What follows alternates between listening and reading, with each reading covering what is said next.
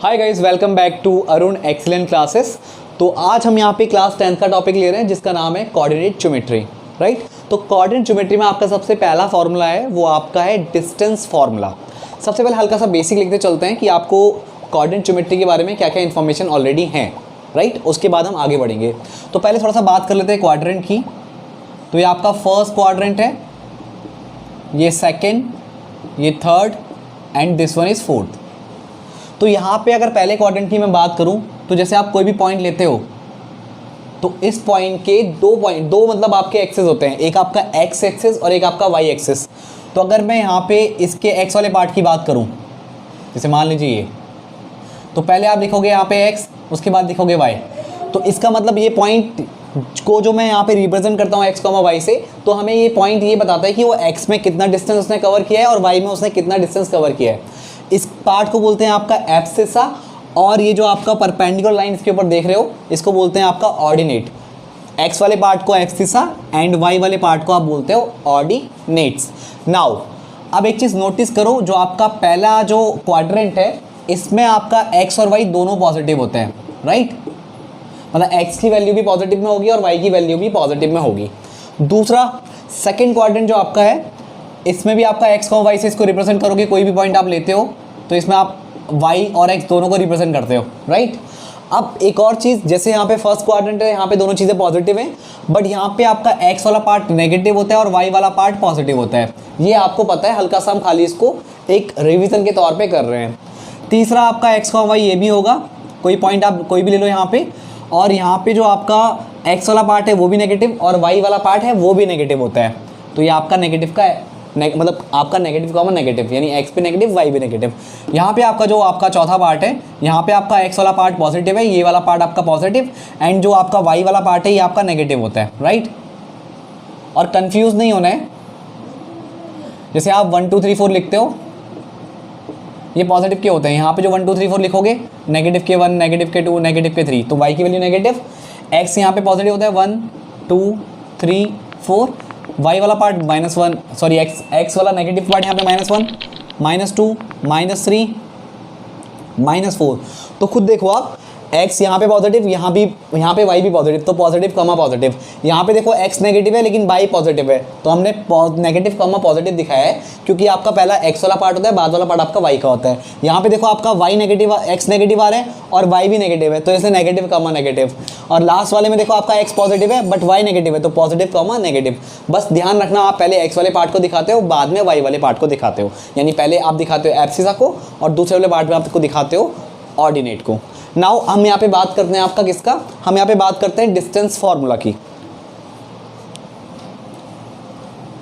जो आप class 10th में यहाँ पे जो पढ़ने वाले हो कोऑर्डिनेट ज्योमेट्री में, तो सबसे पहला पार्ट आपका आता है डिस्टेंस फॉर्मूला। तो देखिए होता क्या है, इसको समझते हैं।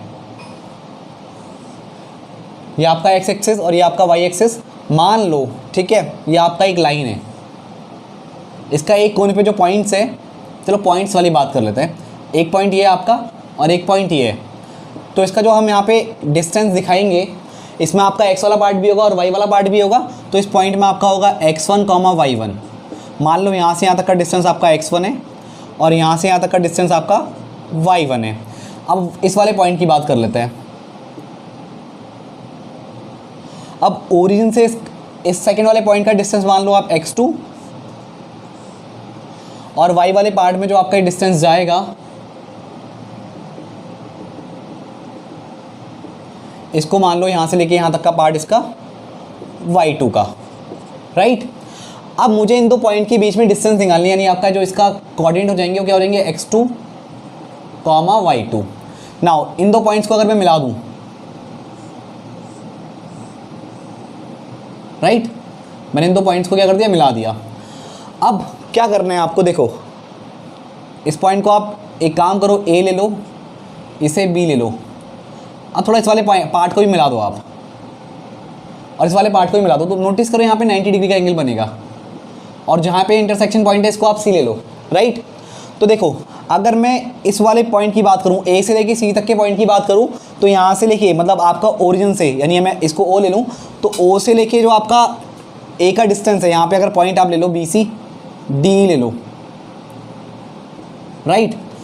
तो आपका जो OD है वो x1 है और जो आपका OE है OD x1 और OE कितना आ गया आपका x2 और D कितना आ जाएगा यहाँ पे x2 माइनस x1। जब ये आप OE में से OD को माइनस करोगे then you will get D।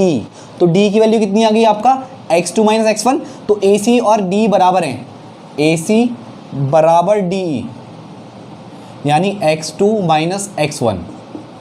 Similarly आपका जो EC है, EC वाला पार्ट आपका क्या है y1 और जो आपका BE वाला पार्ट है वो आपका है y2। तो अगर आप BC निकालोगे तो ये हो जाएगा y2 माइनस y1। जैसे आपने x2 माइनस x1 के थ्रू आपने जो निकाला AC, वैसे ही आपका y2 माइनस y1 क्या आ जाएगा, आपका BC आ जाएगा। अब नोटिस करो इन ट्राइंगल ABC, ये आपका एक राइट एंगल ट्राइंगल है, इसमें आप लगा सकते हो हाइपोटेन्यूज का square is equals to base का स्क्वायर प्लस परपेंडिकुलर का स्क्वायर। अब आपका यहाँ पे हाइपोटेन्यूज कितना है AB,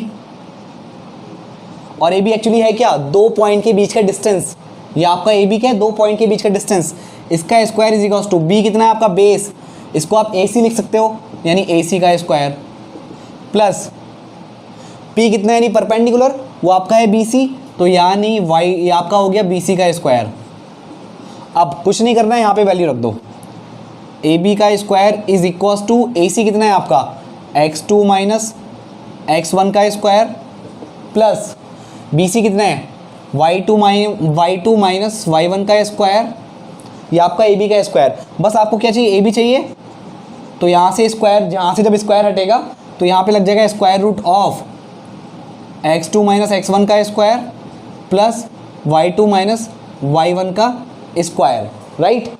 एक और चीज़ इसको आप एक और बोल सकते हो, एक तरीका और, एक और मैं आपको चीज़ बता दूं, जैसे आपने x2 माइनस x1 का होल स्क्वायर किया प्लस y2 माइनस y1 का होल स्क्वायर किया, अगर आप ये पॉइंट को इंटरचेंज कर दो, इसको आप ऐसा भी कर सकते हो x1 माइनस x2 का whole square plus y2 minus y1 का, मतलब y1 माइनस y2 का होल स्क्वायर।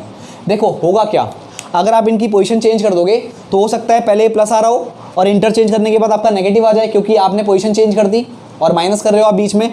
तो अगर मान लो ये टर्म नेगेटिव भी आता है तो यहाँ पे क्या हो रहा है इसका स्क्वायर, यहाँ पे क्या हो रहा है इसका स्क्वायर। तो स्क्वायर करने के बाद जो आपका नेगेटिव टर्म है उसका स्क्वायर भी क्या आएगा पॉजिटिव, और जो आपका पॉजिटिव टर्म होता तो उसका स्क्वायर भी कितना आता पॉजिटिव। जैसे मान लो x1 माइनस x2 को सॉल्व करके माइनस का 2 आ रहा है तो उसका स्क्वायर करोगे आप प्लस का 4 आएगा, और यहाँ पे अगर x2 माइनस x1 करते तो आपका यहाँ पे 2 आता प्लस का, उसका स्क्वायर करते तब भी कितना आता 4। तो आप ये पोजीशन इंटरचेंज कर सकते हो, इससे कोई फर्क पड़ने वाला नहीं है। तो इन केस आप शॉर्ट में क्या बोल सकते हो, AB क्या है, मतलब दो पॉइंट के बीच का डिस्टेंस, तो ये क्या हो गया डिफरेंस ऑफ एब्सिसा, उसका स्क्वायर, क्योंकि आपका x वाले पोर्शन में आपका क्या आता है एब्सिसा, यानी x एक्सिस में क्या होता है एब्सिसा, और y वाले पार्ट में क्या होता है ऑर्डिनेट। तो y1 माइनस y2 का होल स्क्वायर, मतलब ये हो गया आपका एब्सिसा का डिफरेंस का, जो एब्सिसा का डिफरेंस है उसका स्क्वायर प्लस जो ऑर्डिनेट का डिफरेंस है उसका स्क्वायर। तो आप इसको इस तरीके से भी समझ सकते हो और इन वैल्यू को भी आप इंटरचेंज कर सकते हो, तो इससे आपका कोई फर्क पड़ने वाला नहीं है। इन शॉर्ट जब आप पेपर में क्वेश्चंस करोगे तो हो सकता है ये फॉर्मूला आपसे ड्राइव ना करवाया जाए, बट ये फॉर्मूला आया कहाँ से इसके बारे में जानना जरूरी था, क्योंकि हम बेसिक्स की बात कर रहे हैं, क्योंकि हम ऑलवेज बात करते हैं बेसिक कंसेप्ट की, तो आपको ये चीज़ें पता होनी चाहिए। तो आज के इस लेक्चर में इतना ही। अगर आपको ये वीडियो पसंद आता है तो आप इसको शेयर कीजिए, लाइक कीजिए और कमेंट करना ना भूलिए। तो आज के इस लेक्चर में बस इतना ही। Thank you.